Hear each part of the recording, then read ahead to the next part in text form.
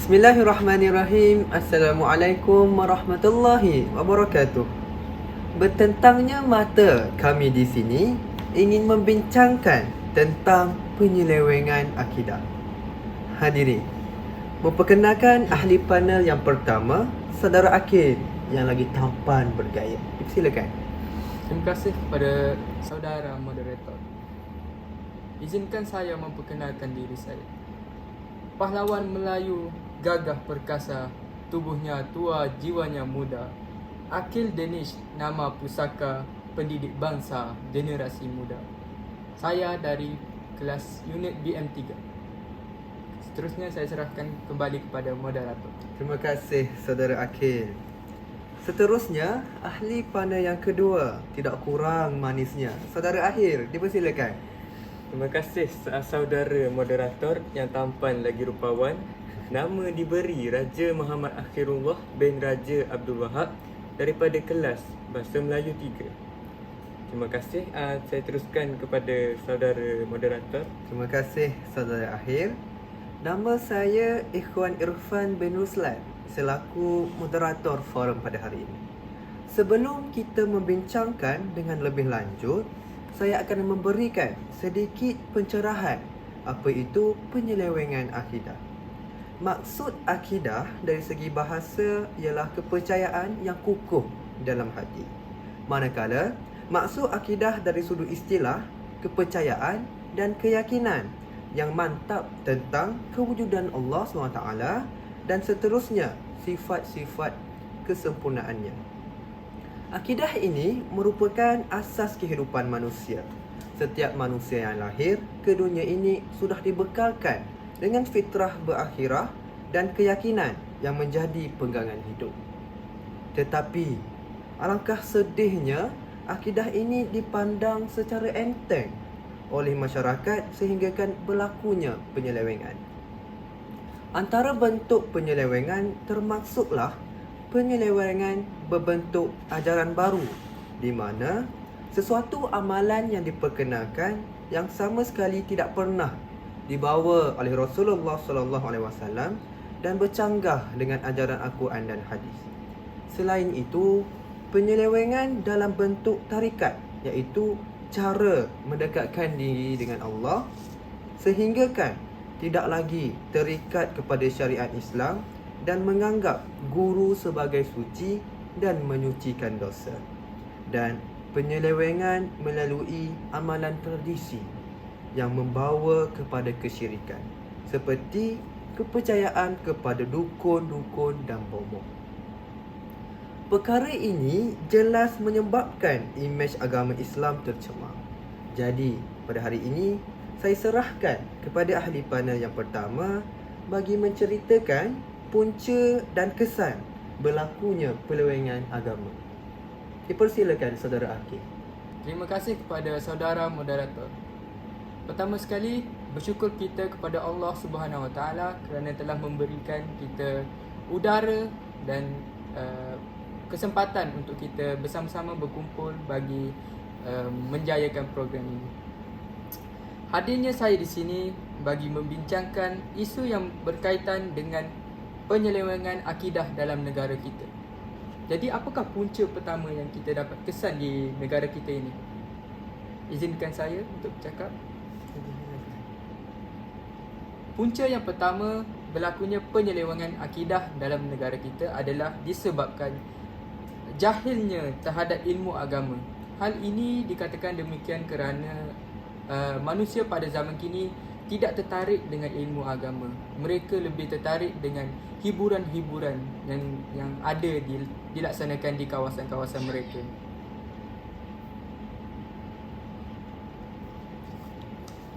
Hal ini juga disebabkan mereka merasa bahawa ilmu agama tidak penting dalam hidup mereka dan pada masa hadapan. Sedangkan ilmu agama sangatlah penting bagi mereka hidup di dunia dan di akhirat.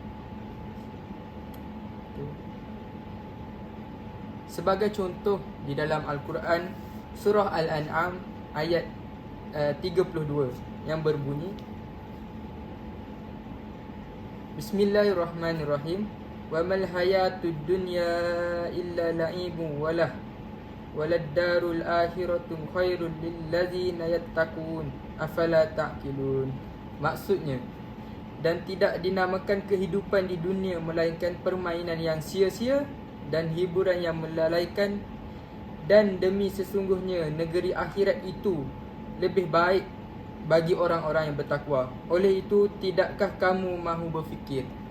Bahawa di sini jelas yang di mana Allah Subhanahu Wa Taala telah menyatakan bahawa hidup di dunia adalah cuma sementara, namun hidup di akhirat adalah selamanya. Jadi kesannya apabila ramai orang yang tidak tahu tentang ilmu agama, maka mereka akan mudah terikut dengan akidah-akidah yang tidak sepatutnya kita ikut. Seterusnya saya akan menyatakan punca kenapa penyelewengan akidah berlaku di negara kita. Sikap ta'assub kepada ajaran nenek moyang dan seseorang akan menjadikan seorang itu lama kelamaan lupa akan diri mereka dan dirinya sendiri. Hal ini kerana mereka terlalu cinta terhadap seseorang dan ajaran mereka. Sebagai contoh yang dapat kita lihat dengan jelas bahawa golongan Syiah yang terlalu taksub dengan Imam 12, yang itu khususnya kepada Ali. Sebagai contoh, golongan Syiah. Apa itu golongan Syiah? Syekh Al-Mufid berkata, Syiah ialah orang yang mengikut Ali dan mengutamakan ke atas para sahabat Rasulullah SAW dan beriktikad bahawa dialah Ali imam secara wasiat daripada Rasulullah SAW atau dengan kehendak Allah secara nas menurut mazhab Jarudiyah. Jadi kesannya apabila kita terlalu taksub kepada seseorang ataupun ajaran yang telah dibawa oleh nenek moyang kita seperti golongan Syiah, maka kita akan sesat daripada pegangan akidah kita sendiri. Sekian saja daripada saya serahkan kembali kepada saudara moderator. Terima kasih saya ucapkan kepada saudara ahli panel yang pertama, iaitu saudara Akil, bagi penerangan punca ataupun kesan bagi penyelewengan agama. Seterusnya saya serahkan kepada saudara ahli panel yang kedua, saudara Akil, bagi meneruskan forum kita pada hari ini. Dipersilakan. Terima kasih saudara moderator. Alhamdulillahirrabbilalamin. Wassalatu wassalamu ala ashrafil anbiya wal mursalin wa ala alihi wa sahbihi ajma'in. Saya akan mulakan hujahan saya pada hari ini dengan satu potongan ayat daripada surah Al-Kahfi ayat 110. A'udzubillahi minasyaitonirrajim. فَمَنْ كَانَ يَرْجُو لِقَاءَ رَبِّهِ فَلْيَعْمَلْ عَمَلًا صَالِحًا وَلَا يُشْرِكْ بِعِبَادَةِ رَبِّهِ أَحَدًا. Yang bermaksud, maka barang siapa yang mengharapkan perjumpaan dengan Tuhannya, hendaklah dia beramal soleh dan tidak mempersekutukan sesuatu apapun dengannya, dan dalam beribadah kepadanya. Kedudukan akidah dalam Islam memainkan peranan yang sangat penting. Akidah yang benar merupakan asas kehidupan, asas tegaknya agama dan kunci diterimanya amalan. Berdasarkan tajuk kita pada hari ini, iaitu punca penyelewengan akidah di negara kita, saya dapat berikan beberapa sebab penyelewengan akidah ini. Yang pertama adalah kebanyakan daripada umat manusia hari ini lalai dan reka daripada merenungkan ayat-ayat Allah, baik ayat kauniyah iaitu ayat sunnah kejadian maupun qauliyah daripada Al-Quran. Hal ini terjadi kerana terlalu mengagumi perkembangan ekonomi, kebudayaan, materialistik yang dibesarkan oleh budaya barat, sehinggakan masyarakat mengira bahawa kemajuan ini diukur dengan sejauh mana kita dapat meniru gaya hidup orang-orang barat. Mereka menyangka kecanggihan dan kekayaan material adalah ukuran kehebatan, kagum dan kecergasan akal mereka. Mereka lupa akan kekuasaan Allah dan keluasan ilmu Allah yang telah menciptakan mereka dan memudahkan berbagai perkara untuk mereka demi mencapai kemajuan semacam ini. Yang kedua, mereka kurangnya ilmu pengetahuan dan ilmu bimbingan yang benar daripada keluarga. Peranan orang tua dalam membina anak-anak sangatlah besar. kita dapatkan anak-anak yang telah besar di bawah asuhan sebuah mesin bernama televisyen, handphone atau gadget lainnya. Mereka akan meniru busana artis idola mereka meskipun busana tersebut terlalu ketat, tipis dan menampakkan aurat serta bertentangan dengan syariat Islam. Benda yang dapat saya kaitkan dengan punca-punca tadi menyebabkan kerosakan akidah di dalam generasi muda.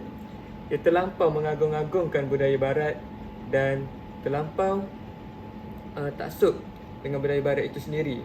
Sedangkan kebanyakan daripada orang barat ini merupakan orang kafir dan tidak dan menyekutukan Allah Subhanahu Wa Taala. Sekian daripada saya teruskan kepada moderator. Terima kasih saya ucapkan kepada ahli panel yang kedua, iaitu saudara Akhir, yang telah menerangkan punca dan kesan berlakunya penyelewengan akidah. Seterusnya, bagi pusingan kedua, kita akan membincangkan tentang langkah-langkah bagi membanteras penyelewengan akidah. Sabda Rasulullah sallallahu alaihi wasallam, sesiapa yang melihat kemungkaran, mula cegahlah ia dengan tangannya. Jika tidak mampu, maka hendaklah dia mencegah dengan lisannya. Jika tidak mampu, maka cegahlah dengan hatinya. Itu selemah-lemah iman. Hadis riwayat Imam Muslim. Jadi, sudah menjadi tanggungjawab kita sebagai umat Islam untuk mencegah kemungkaran. Saya serahkan kepada ahli panel yang kedua, saudara Akhir, bagi menerangkan isi. Terima kasih saudara moderator. Di setiap permasalahan ada jalan penyelesaiannya. Berdasarkan Allah berfirman dalam surah Al-Insyirah, fa inna ma'al usri yusra, inna ma'al usri yusra. Oleh itu maka tetapkanlah kepercayaanmu bahawa sesungguhnya tiap-tiap kesukaran disertai kemudahan.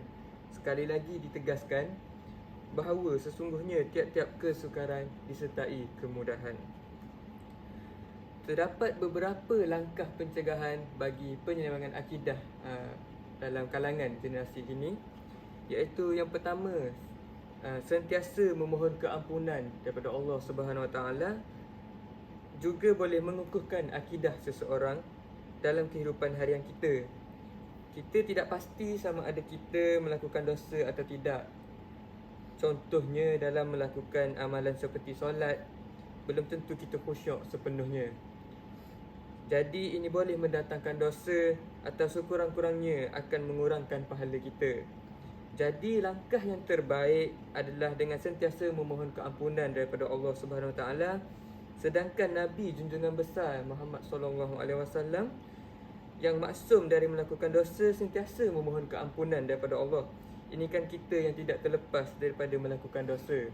Jadi perbetulkan solat, memohon keampunan daripada Allah Subhanahu Wa Taala serta sentiasa berdoa agar tetapkan iman kita. Seperti doa, ya muqallibal qulub sabbit qulubana ala dinik wa ala ta'atik. Ya Allah yang Maha membolak-balikkan hati, tetapkanlah imanku dan hatiku pada jalanmu ya Allah. Yang kedua, menyemai kefahaman akidah secara tidak langsung. Ibu bapa memainkan peranan dalam mendidik dan mengasuh anak-anak dalam membuat perkaitan antara aktiviti harian dengan ilmu akidah. Contohnya, setiap kali makan bersama, tanamkan dalam jiwa anak-anak bahawa rezeki yang ada adalah daripada Allah Subhanahu Wa Taala. Apabila melihat bencana yang berlaku di luar, azab Allah Subhanahu Wa Taala di akhirat. Sorry. Zoom sikit.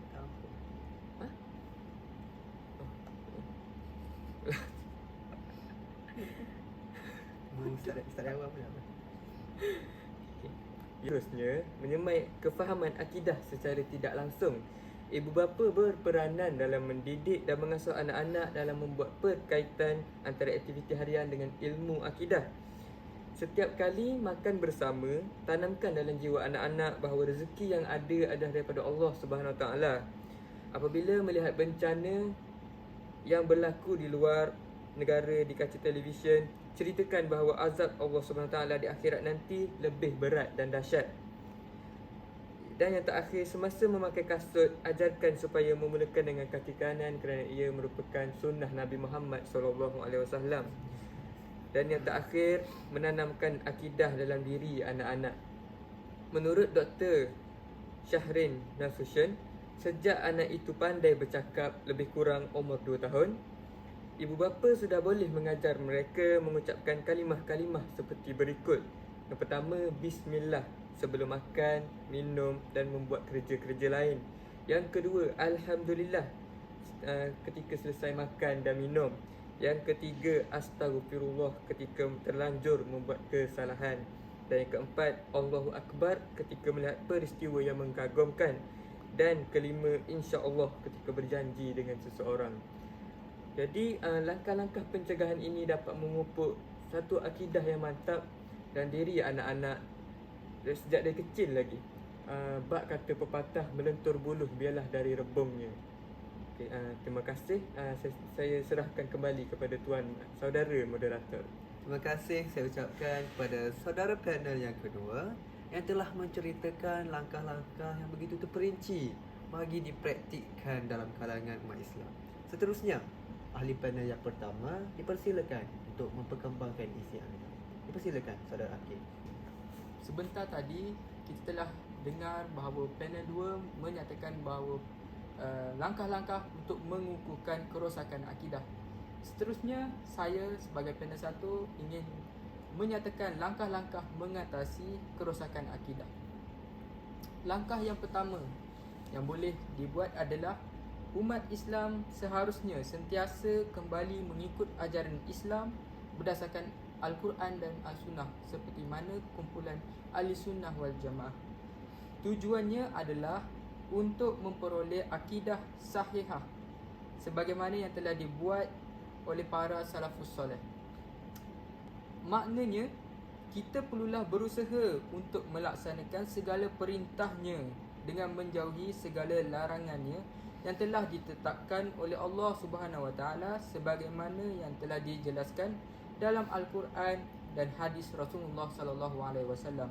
Seperti mana yang kita tahu bahawa golongan pada hari ini terdapat pelbagai golongan yang menyatakan bahawa ajaran mereka adalah ajaran yang benar seperti golongan Syiah, golongan Wahabi. Tapi bagi kita sebagai pengikut ajaran Islam yang sebenar-benarnya, kita perlulah ikut ajaran Ahli Sunnah wal Jamaah. Kesannya, keyakinan terhadap kebenaran Al-Quran dan Al-Sunnah sekaligus memantapkan keimanan terhadap kebijaksanaan dan kekuasaan Allah Subhanahu Wa Taala.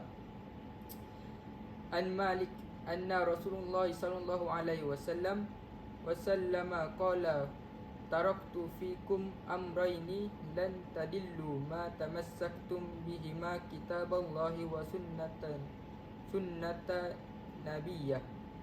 Dari Malik, sesungguhnya Rasulullah sallallahu alaihi wasallam telah bersabda, aku tinggalkan kepada kalian 2 perkara yang kalian tidak akan tersesat selamanya selama berpegang teguh dengan kedua-duanya, iaitu kitabullah dan sunnah Nabi. Diriwayatkan Muwatta' Al-Malik nombor 1661 Dar'iyah Ulum Arabiyah.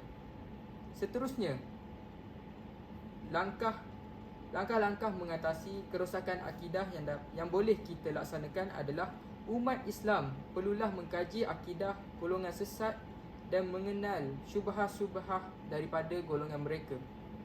Hal ini bertujuan supaya kita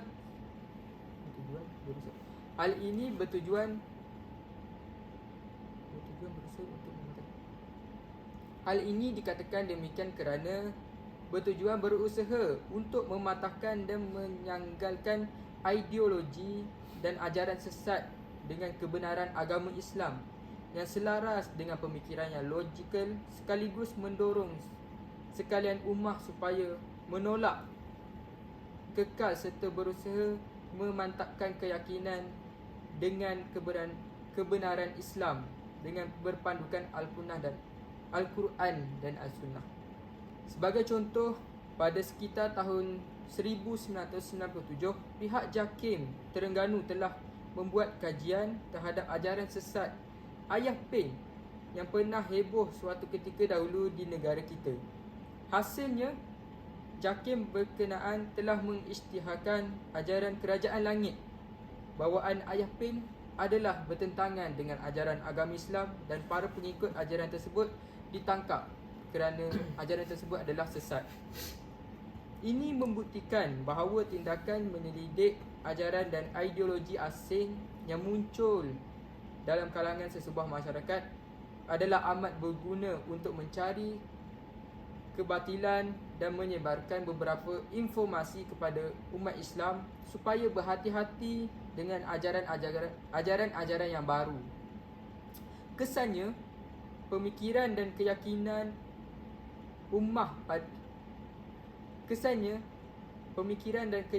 ummah kepada kebenaran Islam dapat terpelihara serta ketidakstabilan negara dan kemusnahan akhlak dapat dibendung pada masa yang akan datang. Itu sahaja daripada saya. Saya serahkan kembali kepada saudara moderator. Terima kasih saya ucapkan kepada saudara Akil. Sampai tersasul ya saudara di situ. Jadi sudah terang lagi bersuluh, iaitu pentingnya bagi setiap masyarakat, golongan masyarakat untuk mentitik beratkan langkah-langkah untuk mencegah penyelewengan agama. Dan pada era globalisasi ini, bincangkan Islam melalui pengajaran moden merupakan salah satu langkah untuk mengurangkan penyelewengan akidah dalam kalangan umat Islam. Ilmu Islam adalah pembuka kepada ilmu-ilmu lain. Menyampaikan bidang ilmu yang diajar bersama dengan ilmu akidah Islam, Al-Quran dijadikan sumber rujukan utama kerana di dalamnya mengandungi fakta-fakta saintifik yang tidak ada dalam kitab suci yang lain.